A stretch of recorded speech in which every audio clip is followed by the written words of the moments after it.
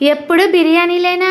ఒక్కసారి వేడి వేడి ఘుమఘుమలాడే బగారా రైస్, నాటుకోడి chicken, liver fry, boti curry, chicken కర్రీతో ఒక్కసారి టేస్ట్ చేశారంటే ఆహా అనాల్సిందే. రుచికరమైన నాన్ వెజ్ వంటలను మనకు అందిస్తున్న టీకే రెడ్డి స్ట్రీట్ ఫుడ్ 1 వీక్ నుంచి సక్సెస్ఫుల్ గా రన్ అవుతోందండి.